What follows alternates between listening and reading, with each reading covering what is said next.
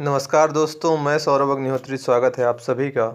पिछली क्लास में हमने आपको संसद की शक्तियों के बारे में बताया था तथा यह भी बताया था कि कैसे एमपीपीएससी के मेंस के सेकंड पेपर में इंडियन पॉलिटी के टॉपिक में किस प्रकार आंसर राइटिंग करते हैं। 3 नंबर, 6 नंबर और 15 नंबर के आंसर को हमने लिख करके बताया था। उसी की कड़ी में आगे चलते हुए आज हम आपको लोकसभा की शक्तियों के बारे में बात करेंगे तथा आपको हम एक आंसर लिख करके दिखाएंगे। उसी आंसर को आप तोड़ करके 3, 6 और 15 नंबर में लिख सकते हैं तथा अंत में उसके कुछ कार्यों के बारे में भी बात करेंगे। ठीक है, तो जब भी आंसर लिखेंगे तो सबसे पहले 1 से 2 लाइन में उसका इंट्रोडक्शन लिखेंगे कि भारत में संसदीय प्रणाली को अपनाने के कारण लोकसभा को अधिक शक्तियां प्रदान की गई हैं। ये तो था हमारा इंट्रोडक्शन। इसके बाद आपको इसमें 1 लाइन और जोड़ देना है, जिनका वर्णन हम इस प्रकार करते हैं, या फिर ये भी लिख सकते हैं कि भारत में संसदीय प्रणाली को अपनाने के कारण लोकसभा को अधिक शक्तियां प्रदान की गई हैं, जिनका वर्णन निम्नलिखित है।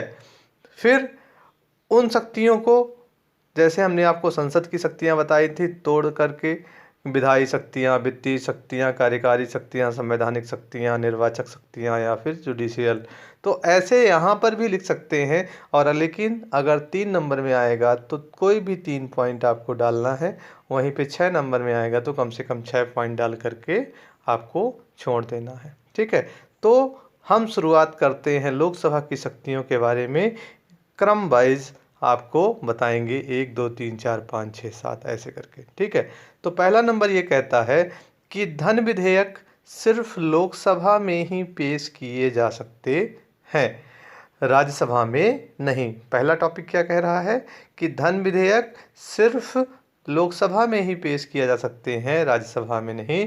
राज्यसभा धन विधेयक को अधिक से अधिक 14 दिनों तक रोक सकती है। वह उसमें ना तो संशोधन कर सकती है और ना ही खारिज कर सकती है, और हर स्थिति में अंतिम निर्णय लोकसभा का ही माना जाता है। तो यहाँ पर पहला हुआ, इसको आप वित्तीय शक्तियों के बारे में देख सकते हैं। वहीं दूसरा नंबर ये कहता है कि कोई विधेयक धन विधेयक है या नहीं, इसका निर्णय करने की शक्ति लोकसभा अध्यक्ष के पास होती है। ठीक है, तो धन विधेयक, कोई विधेयक अगर है तो यह कौन फाइनल करेगा? लोकसभा अध्यक्ष। वहीं थर्ड ऑप्शन ये कहता है कि वित्तीय विधेयक को केवल लोकसभा में ही पेश किया जा सकता है, लेकिन पेश हो जाने के बाद ऐसे विधेयक के मामले में दोनों सदनों की शक्तियां बराबर हो जाती हैं। लेकिन सबसे पहले पेश कहाँ किया जाएगा? लोकसभा में ही पेश किया जाएगा। तो हमने आपको 3 शक्तियों के बारे में बता दिया है। धन विधेयक के बारे में बता दिया है आपको, वित्तीय विधेयक के बारे में आपको बता दिया है। वहीं चौथी शक्ति में आपको बजट पारित करने की प्रक्रिया में भी लोकसभा को ज़्यादा शक्ति प्रदान की गई है।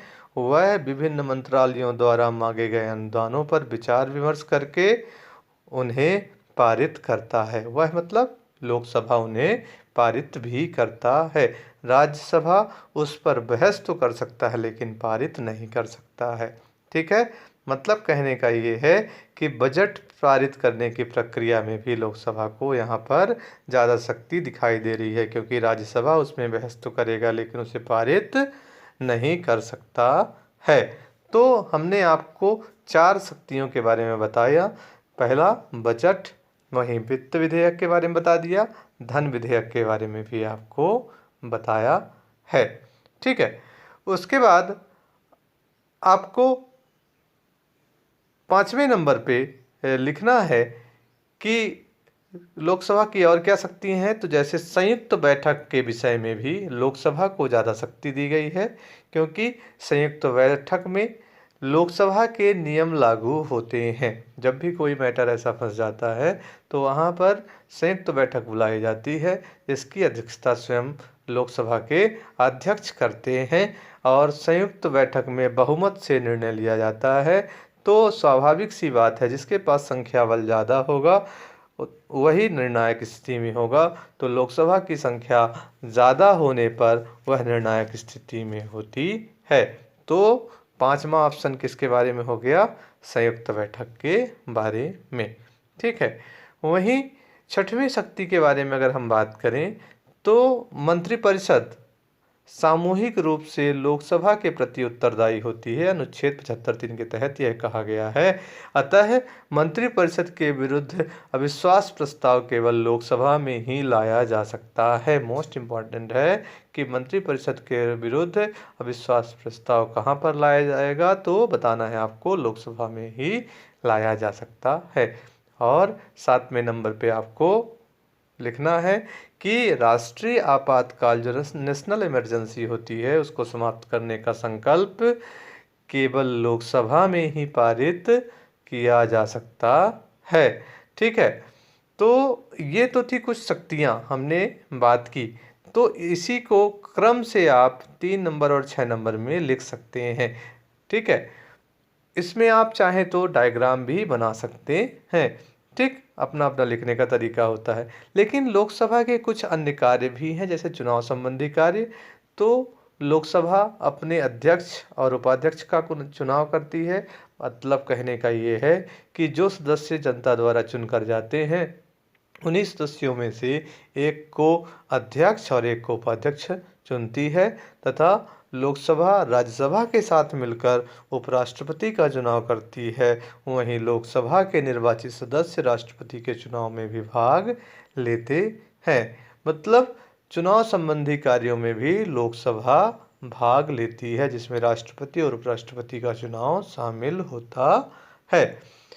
उसके अलावा अगर हम बात करें, कुछ विविध शक्तियों की बात करें, तो लोकसभा राज्यसभा के साथ मिलकर राष्ट्रपति द्वारा घोषित आपातकालीन घोषणा को स्वीकार भी कर सकती है, वहीं उसे रद्द भी करती है, तथा आपातकालीन घोषणा को 1 महीने के अंदर दोनों सदनों द्वारा अलग अलग समर्थन मिलना आवश्यक होता है।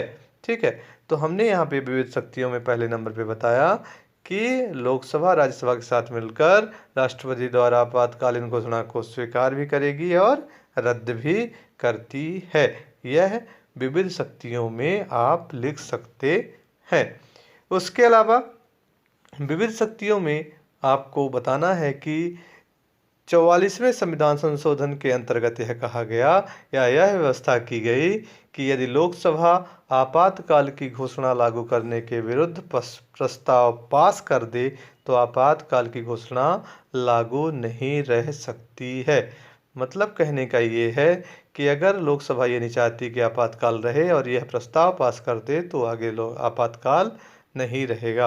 वहीं लोकसभा के 10% सदस्य या उससे अधिक सदस्य घोषणा के अस्वीकृत प्रस्ताव पर विचार करने के लिए लोकसभा की बैठक भी बुला सकते हैं। उसके अलावा लोकसभा राज्यसभा के साथ मिलकर अंतर्राष्ट्रीय समझौतों को लागू करने के लिए कानून बनाती है। वहीं लोकसभा राज्यसभा के साथ मिलकर संघ के नए राज्यों को सम्मिलित भी करती है तथा राज्यों के क्षेत्रों की सीमाओं तथा नामों में परिवर्तन भी करती है। तो यहाँ पर बताया कि अंतर्राष्ट्रीय समझौतों पर कानून भी बना रही है लोकसभा राज्यसभा के साथ मिलकर के, नए राज्यों को शामिल भी कर रही है तथा राज्यों के क्षेत्रों की सीमाओं और नामों में परिवर्तन भी लोकसभा करती है। लेकिन मदद कौन कर रहा है यहाँ पे? राज्यसभा, या फिर दोनों साथ मिलकर कर रहे हैं। वहीं लोकसभा राज्यसभा के साथ मिलकर 2 या 2 से अधिक राज्यों के लिए संयुक्त लोक सेवा आयोग या उच्च न्यायालय की स्थापना भी कर सकती है। मतलब कहने का कि 2 या 2 से अधिक राज्यों के लिए संयुक्त लोक सेवा आयोग और उच्च न्यायालय की स्थापना भी लोकसभा करती है राज्यसभा के साथ मिलकर। तो ये तो थे उसके कुछ कार्य और कुछ विविध शक्तियाँ। तो आज हमने आपको आंसर भी लिख करके दिखाया है कि कैसे आपको आंसर लिखना है, कैसे इस आंसर को 15 नंबर में कन्वर्ट करना है, लास्ट में निष्कर्ष रूप में 1-2 लाइन लिख देना है और कैसे आपको उसी क्वेश्चन को 3 नंबर में भी अगर आए तो 3 नंबर में भी लिख देना है। ये MPPSC 2019 की तैयारी करने वाले छात्रों के लिए, जो मेंस की तैयारी कर रहे हैं उनके लिए बहुत ही महत्वपूर्ण प्रश्न है। इसको अच्छे से पढ़िए और अपना मैटर तैयार रखिए कब पेपर हो। तो ये तो था आज आपका लोकसभा के कार्य एवं उनकी शक्तियों के बारे में। अगली क्लास में हम आपको राज्यसभा की शक्तियों के बारे में बताएंगे तथा राज्यसभा और लोकसभा दोनों की शक्तियां कैसे साथ कार्य करती हैं इसके बारे में भी चर्चा करेंगे।